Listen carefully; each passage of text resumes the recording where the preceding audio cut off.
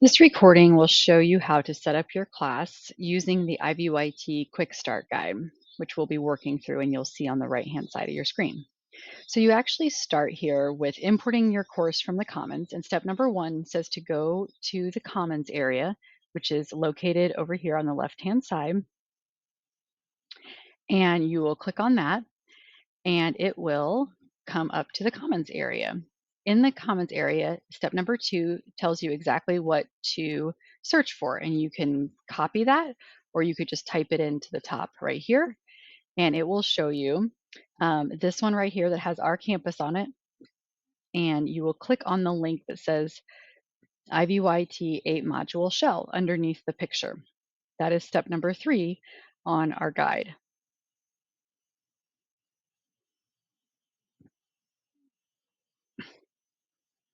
Once you get into this, step number 4 says that on the side of the page, you will click the blue import download button. So that's right here. And then you're going to check all the sections that you're teaching in the upcoming 8 weeks. So they will have pretty long titles, and you'll just want to make sure that you are selecting the right ones. And once you select one to put it into, this button down here at the bottom that's blue will light up, and you'll be able to import into the course. And that is the last step, step number 6. And it says just to wait a few minutes for it to load into the course back in your IvyLearn dashboard. So let's go ahead and go back to the IvyLearn dashboard. And before the start of the semester, you will see all your courses down here at the bottom under unpublished. They remain unpublished until the Saturday before classes start. So I will click one of my classes that the content has already been imported into. And the next step on our IvyYT Quick Start guide over here is to go to the syllabus. So I'm going to click on syllabus and click the edit button in the top right corner. And the step number 3 says to update your name, your contact info, and class time and location. So everything you need to update is pretty much in green. So in my case, my class is Wednesdays from 1 to 2:50 p.m. at the North Meridian Center. And I usually go ahead and type that out because students are not always familiar with all of our acronyms. Room 402.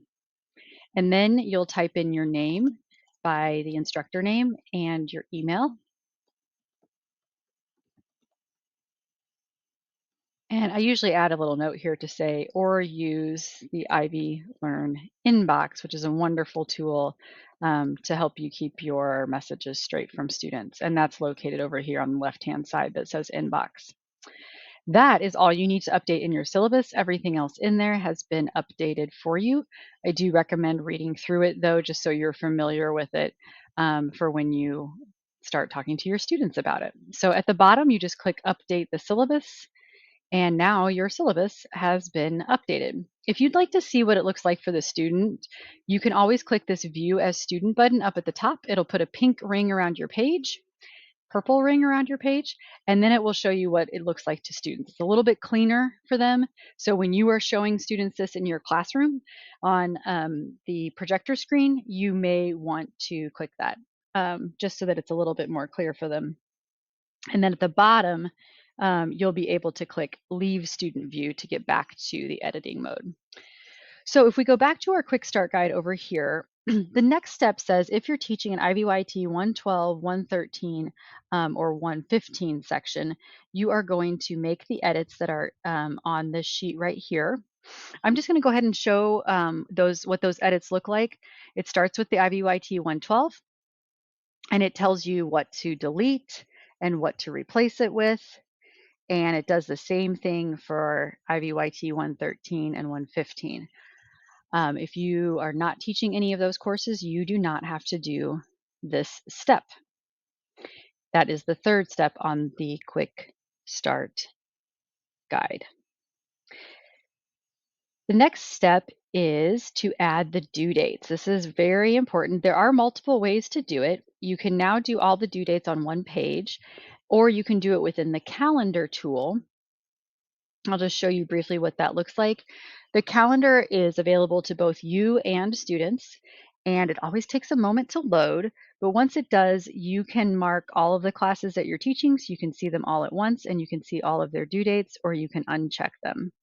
If you were to do it on the calendar, you would locate the assignments under this undated area here. I think that the easier way to do it, and what a lot of instructors do, is to use this first method here, which says assigning them all on one page. And we do that first. There is a video tutorial provided here, and so you can check that out. That way you don't have to remember all this, but that is there, and that's hyperlinked in the document.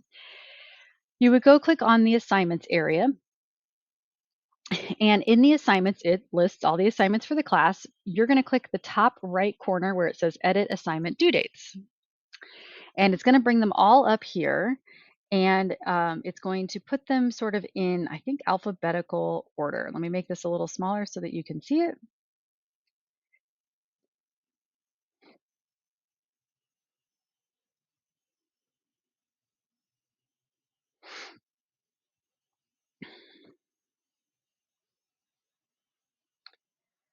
Okay, so here it lists all of them, all of the due dates.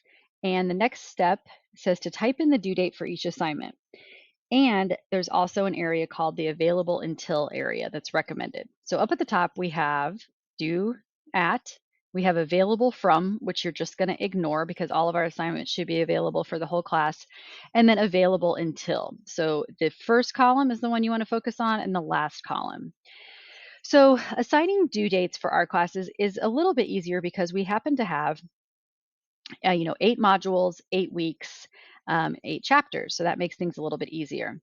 We're going to come back to the IVYT statewide assessment, and we're going to focus right now on the first 3 items here that say Module 1. They say MO1, which is the abbreviation for Module 1, and then you'll see MO2, and that's how they're in alphabetical order. So if that helps you out a little bit, that's how they're grouped there. So one thing that is required is that the class prep discussions be due before class starts. And I'll show you where I got that information. Underneath here, underneath these steps on the IvyLearn Quick Start Guide, so again, that's where I am, IVYT Quick Start Guide, required actions. Number 1 is to set each of the 8 class prep discussions to be due before each class session. They are called class prep discussions for a reason. We have found that when students do them before class, they are much more likely to be prepared for class because they have answered the questions and read the book appropriately. So you can go ahead and put in the first due date for your class prep. This class that I'm teaching is on Wednesdays, and so teachers usually address this 2 different ways. They will have it due the night before, which in this case would be a Tuesday night before my Wednesday class at 11:59 p.m., or they'll have it due at the class time that the class time starts.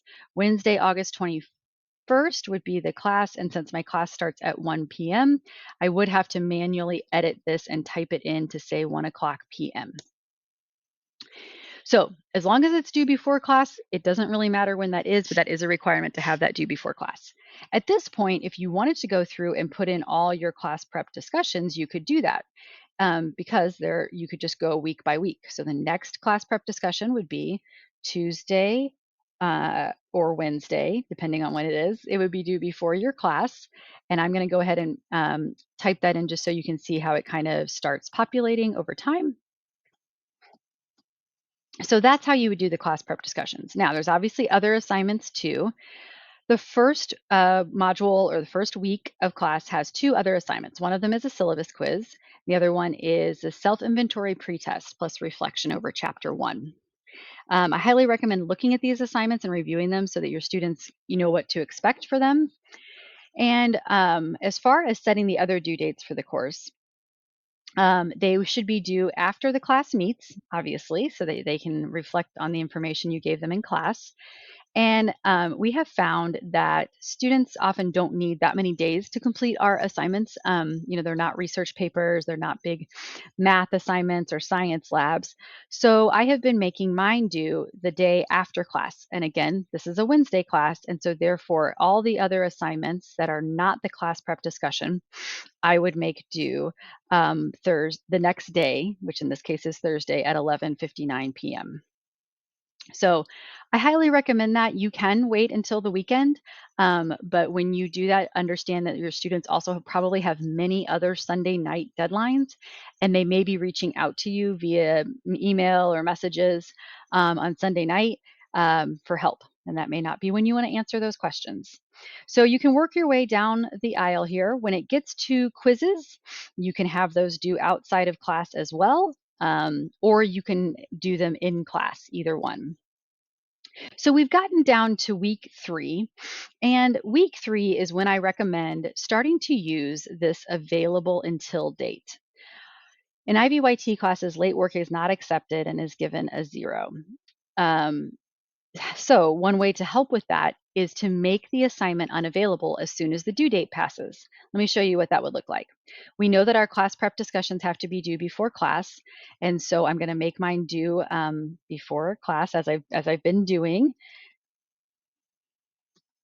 And then I'm going to go over here to the available until, and I'm going to make it exactly the same as what I typed in over here. And you could do that a couple ways. You can copy and paste it, or you can just type it in manually. You may have noticed that the default time is 11:59 p.m. So if you're going to make it anything else other than 11:59 p.m., you have to type in the time manually. So that's why you see me doing that there. So the reason that I recommend using the available dates is that it prevents students from being able to submit an assignment after the due date, which is a rule in our class that's explained in the syllabus. There is definitely a way to give extensions to students if they contact you before the due date. So I typically wait until about week 3, module 3, to start doing this because there are going to be students who just need a little bit of extra assistance in the beginning, and this allows them to make sure they get, the first couple of weeks under their belt, and then for the rest of the time, having that availability date there is recommended but not required. That covers the step number 1, setting the 8 class prep discussions, and then there's one assignment back up at the top that says place the IVYT statewide assessment anywhere in module 7. This is the one assignment that's a little bit out of order. You may have noticed it's at the top. It does not have a module attached to it. And so you just want to make sure that you put it in week number 7, which takes a little bit of looking ahead on the calendar to figure out when that would be. And week number 7 ends up being a busy week. So you might want to make that due on a different day. It doesn't matter as long as it's at some point in that class. So in my case, I'm going to go ahead and look towards week number 7. I'm going to make it due on the same day as class so that I can remind them. And there is also Project C due that week. You could have them due on the same night, or you could have them due on different nights. But it is an auto-graded assignment. You won't have to grade it. It will be automatically graded. So let's go back and look at our IvyLearn IVYT Quick Start guide. And the next thing that's addressed is participation grades. I'm going to show you what that looks like back here, but it says that they do not need due dates, but that's your choice. If you do set the due dates, you're going to put them at the start time of the class period, not the default 11:59 p.m. Let me show you what that looks like. So back here in our due dates, I believe the participations are all at the bottom together. Yes, because it's in alphabetical order. So you can leave these all blank. That's totally fine. Or if you wanted to put in a quote unquote due date, even though the students don't turn anything in, it might kind of remind the students that they have class at that time. So in my case, my class is Wednesdays at 1 p.m.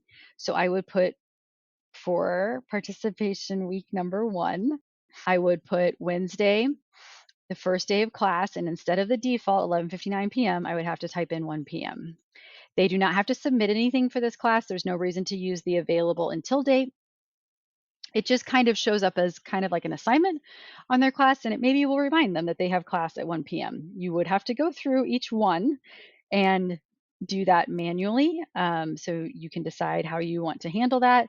You can try it in different ways for different classes, but that is one way to do it. I also highly recommend making sure that you save this, because if you were to accidentally click out of this page, you would lose all of your precious due dates. So that's just something to be mindful of. So step number 4 talks about the availability dates that I already referenced. And that's something that you can decide. You can try it out a couple different ways. It does prevent students from submitting assignments late, which are not accepted in our class. It also prevents students from like submitting assignments from week number 1 and week number 8 at the end of class. So at the end of this, you're going to click save, and you'll see that it takes a little while to update here. And you'll see that it says assignment dates were saved successfully. And there's a couple ways that you can check out how that was done. I like to look at it back in the syllabus area. At the bottom of the syllabus, of all the syllabi, there is what they call a course summary. And you can see that I put in due dates here, and it has the due date right there as well. I did not do the due dates for these yet.